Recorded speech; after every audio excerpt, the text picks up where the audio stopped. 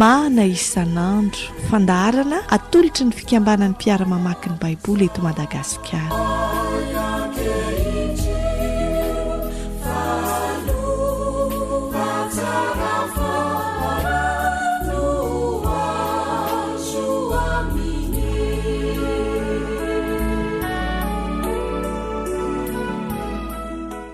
Ho amintsika rehetra ny fahasoavan'ny Tompo, ny Lioka 7:20 izay toy ny efa hitantsika ihany, ary mitarika antsika ho any amin'ny lay andro lehibe manambara ny fandresen'i Kristy nodiny antsika anio.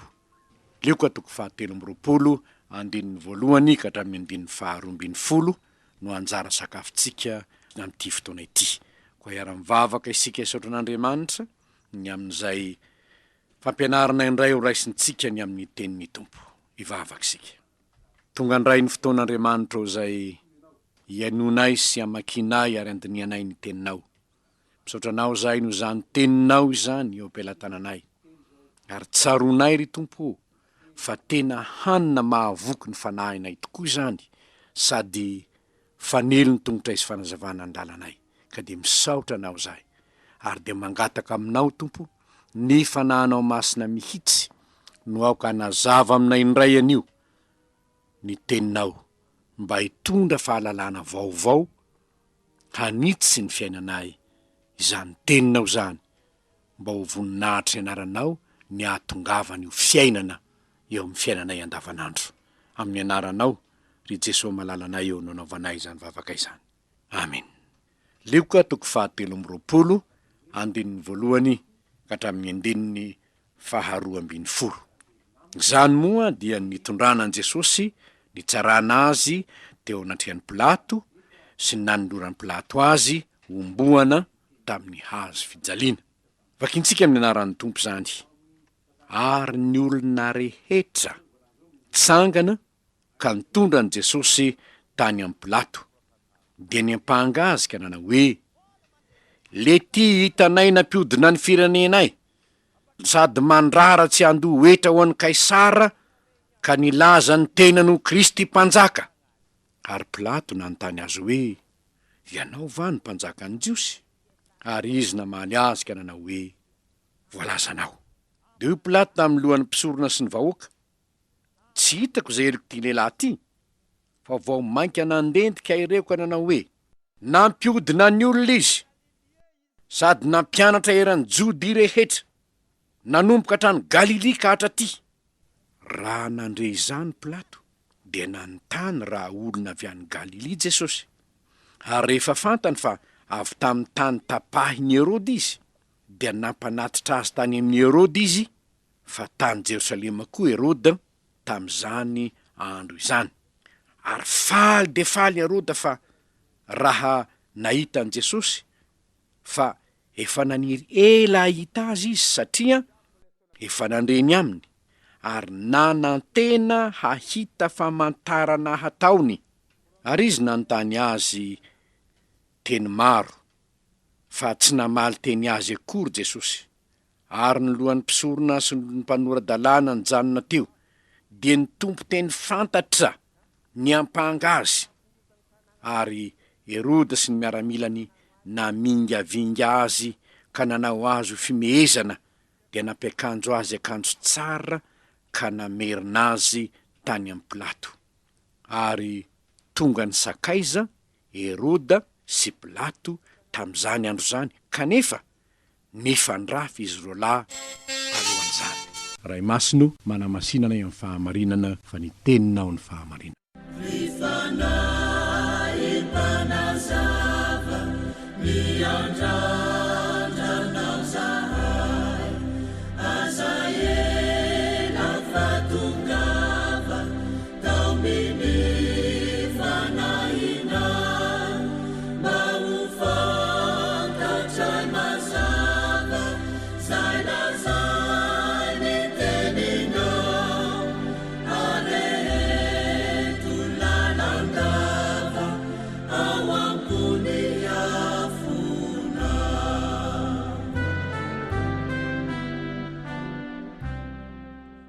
Inona indray ary ny fahamarinana izay tsoahtsika avy amin'izany teny novakiana teo izany. Ny famarehana voalohany hitantsika eto dia nolavo ny mpitondra fivavahana sy ny vahoaka ny maha Kristy mpanjaka an Jesosy Tompo. Nolavo ny mpitondra fivavahana sy ny vahoaka ny maha Kristy mpanjaka an Jesosy. Andininy voalohany ka hatramin'ny andininy fahatelo no ahitantsika izany. Ile tio izy milaza ny teny ho Kristy mpanjaka, tsy ekenay izany, milaza ny tena noho izany izy, tsy ekenay izany. Ary zany no nentina nanamelohana ny Tompo. Raha voalaza eto moa hoe ny olona rehetra amin'ny andininy voalohany, dia hitantsika fa raha ny toko faharoa amby roapolo ny andininy fahafito amby efapolo dia ny vahoaka mihitsy no hitantsika hoe ary raha mbola niteny Jesosy indeo tamin'ny vahoaka ary lay Jodasy isan'ny 12 lahy dia nandeha teo alohany. Zany hoe Jodasy niaraka tamin'ny vahoaka, reo nitondra azy nakany amin'ny mpisorona be, ary ny mpisorona be kosa indray sy ny mpitondra fivavahana hafa zay hitantsika eo ambany ireo ndray kosa no nitondra azy nakany amin'ny Pilato, ny lohan'ny mpisorona mpanorandalàna nijanona teo dia ny tompo teny fantatra andininy fahasivy. Zany ny zava-nisy tamin'ny andron'ny Tompo. Saingy zao mbola zavatra misy mandrak'androany zany, satria mbola betsaka ny mpitondra fivavahana. Marina va mpivavaka kristianina aloha dia tsy manameloka mihitsy ny maha Kristy sy maha mpanjaka an Jesosy Tompo, fa manaiky an'izany amin'ny molony ny maro, manaiky an'izany amin'ny molony ny maro. Kristy mpanjaka hoe zao ny zavatra mahagaga, zao ny zavatra mahagaga. Reo olona reo anie amin'ny Lioka 7:20 raha niakatra nakany Jerosalema ny Tompo, ireo ihany no vao niantsoantso amin'ny Lioka 7:20 andininy faha 7:30 isarona ny mpanjaka zay amin'ny anaran'i Jehovah, vao avy nakalaza ny Kristy ho mpanjaka ireo. Ary zany ny tena mahagaga. Kanefa eto izy de miara-mioko indray hoe ilerangah io milaza ho Kristy mpanjaka, vadika teo neo ihany reo olona reo. Kristy ny dikany anie de hoe voaositra, ary raha ny andininy faha 7:30 aloha mpanjaka teo, ary Kristy voaositra, ny eken'izy rehetra nie fa io tokoa lay voaositra. Mahagaga nefa de zao no lavony indray Jesosy Tompo. Eto izy de mandà zany indray. Misy zavatra mampalahelo ny am'izany ry havana, ary zavatra hita ihany koa zany eo amin'ny fiainantsika andavanandro mazana. Tsy mampaninona antsika ny mira hoe Jesosy mpanjaka malaza ny Tompo mpanjakanay, nefa vao midify avy eo am-piangonana sika, vao avy mihira izany ho any ambadimbadikany, de mandà ny mahampanjaka an Jesosy, mandà ny mahalay voaositra an Jesosy amin'ny fomba fiainantsika, amin'izay zavatra ataontsika. Anjarantsika ary ny mieritreritra ny amin'ny hoe moa tsy mivadika tokoa amin'izany teny ataoko izany ve aho amin'ny fiainanao andavanandro. Ny fariseo sy ny mpanoradalàna ary ny vahoaka anie ka nandà n'lay voaositra, nandà lay mpanjaky, manaiky azy ve asa tsy izaho, satria alohan'ny tao manao ny olona anaiky anie ianao ny tokony anaiky. Ary azagaga ry havana, raha betsaka ny olona tsy te hiditra am-piangonana mahita antsika mihira hoe Jesosy mpanjaka malaza kanefa Satana ny manjaka amin'ny fiainantsika indraindray. Mahadisy fanantenana ny olona ny fiainantsika indraindray. Fahafantaran'ny olona zany Jesosy zany anie, na de ohatra aza hoe tsy miditra am-piangonana izy, zany Jesosy zany aminy olona masina, ary zany mpanaraka an Jesosy zany de tokony tahaka an'izao sy tahaka an'izao ny toetrany. Misy aza olona nana hoe zaranga tsy mbanao tsobo-dramony ramengaly aho, fa za aleoko aloha mbola mijanona ohatr'izao ihany toy zay hoe ihirahira hoe Jesosy kanjo ny fiainana rehefa avy eo tsy ara-dalàna. Amin'ny ilany anankiray marina ny azy. Saingy zao raha oviana moa no fiainanao no ara-dalàna, raha tsy manatona ilay hanova ny fiainanao ho tonga olom-baovao ianao. No lavo ny vahoaka sy ny mpitondra fivavahana ny maha Kristy ilay vaositra sy ny mahampanjaka an Jesosy Tompo, mba isan'ireo ve asa tsy, fa ny fanekena manko ry havana tsy amin'ny vava fotsiny fa amin'ny fiainana. Tsy mety raha miatra amintsika ny tenin'ny Tompo hoe ity fireneny ity manajay amin'ny molony fa ny fony lavitra. Ny fahamarinana faharoa ny zavatra hitantsika eto de izao: nampangaina ho pampikomy vahoaka Jesosy Tompo. Ny andinin'ny faharoa dia ny mpangazika nanao hoe le ity hitanay nampiodina ny firenenay, nampikony vahoaka. Andininy faefatra sy fahadimy de io Pilato tamin'ny lohan'ny mpisorona sy ny vahoaka: tsy hitako zay eliko ty lehilahy ty, fa vao mainka nandendrika ireo ka nanao hoe nampiodina ny olona izy, sady nampianatra eran'ny Jody rehetra pampikomy vahoaka, izany fijerin'ny olona an Jesosy. Sao nefa laingy zany, ny mahalaingy azy dia azontsika jerena ny any amin'ny filazantsarany Matio, fa nakafanahany Jesosy enery zareo hoe azo atao ve mandoa vola hoan'ny Kaisara sa tsy azo atao? Efa hitantsika zany, ary jerentsika any amin'ny Matio hoe filazantsarany Matio 2:20 ahitantsika ny amin'ny andininy 1:20. Matio 2:20 ka ny andininy 1:20.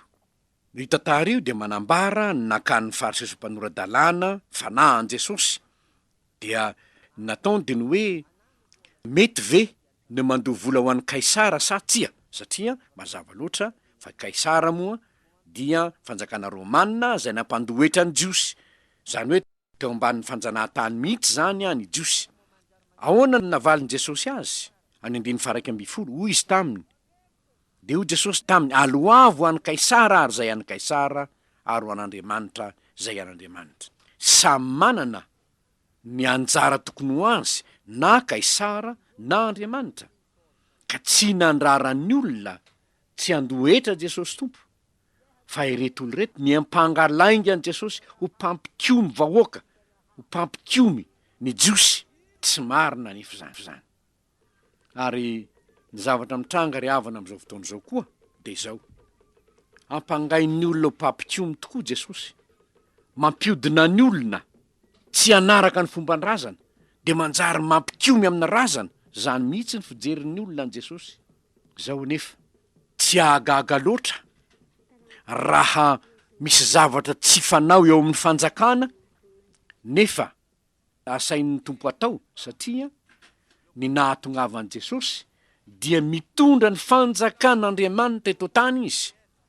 Satria raha vao nitory-teny izy de ny hoe mibebay ianareo fa efa akaiky ny fanjakan'Andriamanitra. Matio 7:7. Ny olona miditra ao am'izany fanjakan'Andriamanitra zay nentin'i Jesosy zany manko dia mibebaka izy, ary ny olona mibebaka de miala amin'ny fahazaran-dratsy ny ainany teo amin'ny fanjakana misy. Ohatra hoe zatra nangalatra izy, zatra nanao risoriso izy, zatra nanompo sampy izy, zatra nakany am'pisikidi sy ny mpanandro izy, zatra nandaingy izy, zatra namitaka izy, zatra nijangajanga izy. Zany ny fiainana ny ainany teo amin'ny fanjakana nisy azy teo aloha, ary tsy azo ny rarana tsy hanao zany izy. Fa rehefa tonga kosa ny fanjakan'Andriamanitra de tsy maintsy miodina ianao ka manday zany rehetra zany. De marina tokoa fa manjary to pampikomy vahoaka ianao. Ny vahoaka rehetra mbola mandeha makany amin'ny fanaon-drazana rehetrarehetra, manompo sampy mivavaka amin'ny razana mandeha manandro etsetreetsetra. Ianao nefa miodina ianao ka tsy hanao zany intsony. No tsy zany ve ny nahatonga ny tantaran'ny martyra teto amitsika?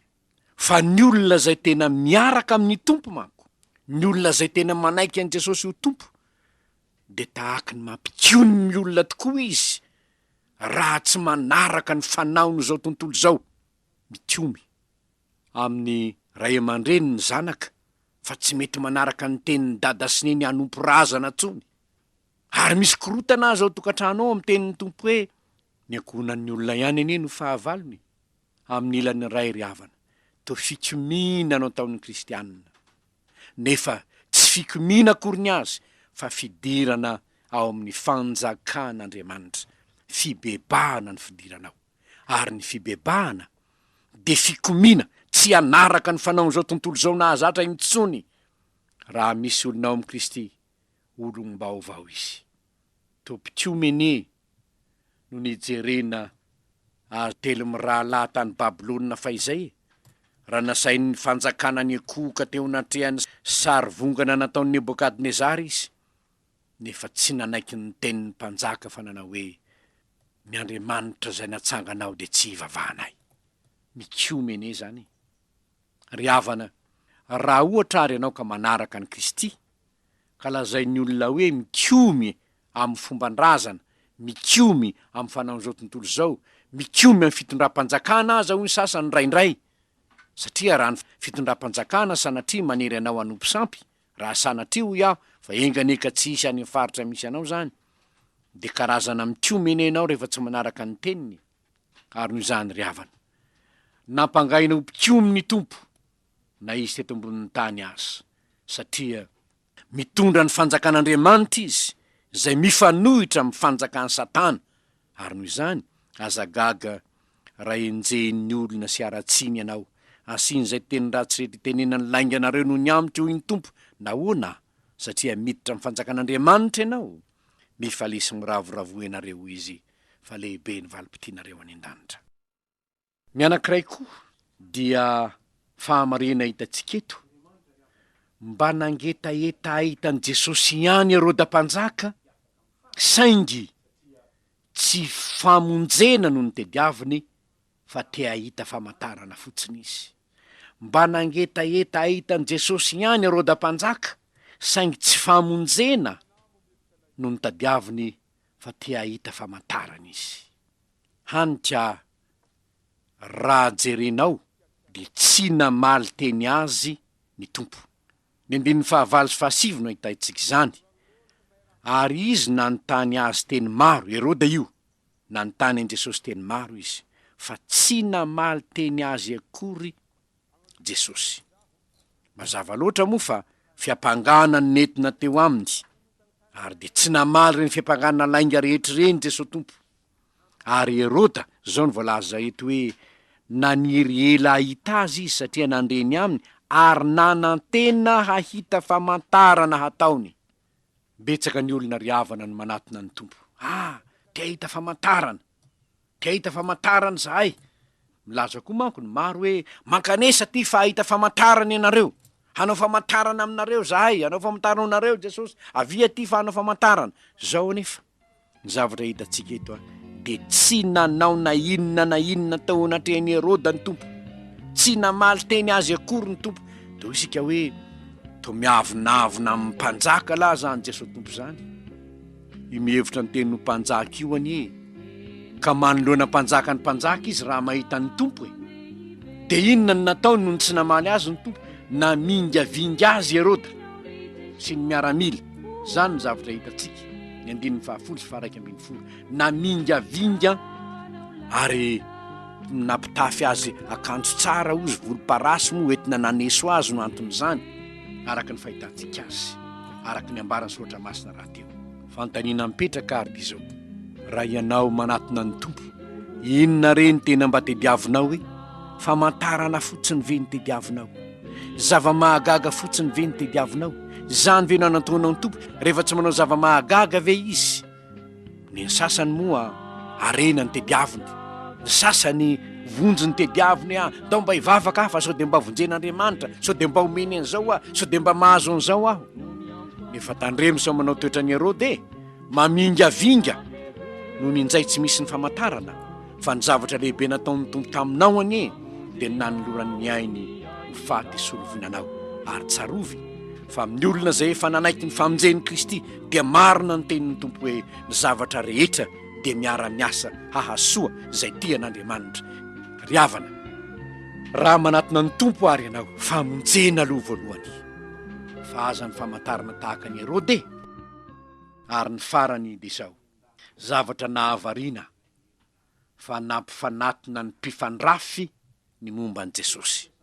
Heroda sy Pilato ane ka mpifandrafy, ny gouvernoura ny ray mpanjaka, ny ady fahefany zany.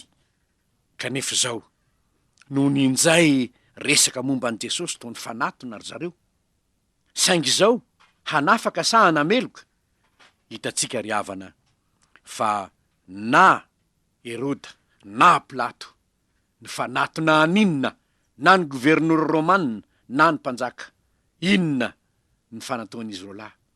Fanamelohana an' Jesosy. Ry havana malala, enganeka tsy ho tahaka izany ny antsika, mpanjaka sy ny mpitondra sy ny gouvernoura antsika, tsy ho mpanameloka an' Jesosy anie izy. Tsia, fa hivavaka isika mba hifankaty miaraka amin'ny tompo ny mpitondra eto amintsika, fa tsy hifankaty hanameloka an' Jesosy tompo. Fa isika rehetra de samy miara-mira hoe fangana ry mpanjaka andray ny lovanao, fangana re mba haka ny tany ho anao.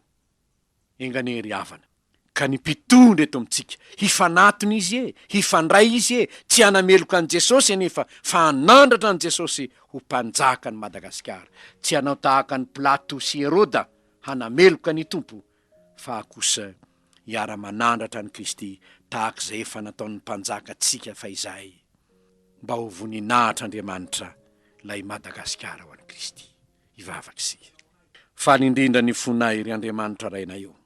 Faly ny fonay mahafantatra. Fa lay Jesosy izay nentin'ny olona omboana tamin'ny hazo fijaliana fa izay eneka tomponay, mpamonjinay e. Misaotra anao zay mpamonjy malalanay io. Tsara loatra ny miaraka aminao e. Mangataka aminao zay mba tsy hanana ny toetra ny vahoaka mivadibadika, na hanana ny toetra ny Pilato sy Heroda hanameloka ny tsy manatsiny. Fa engany mpamonjy eo, raha ifandray zay de ifandray hiaraka manandratra anao ho mpanjakanay, ho mpanjaka ny firenenay, mba ho voninahitra ry tompo ao, averimberinay mazana mba ho voninahitra lay Madagasikara hanjakanao mpamonjy eo. Amin'ny anaranao no angatahana izany. Amen.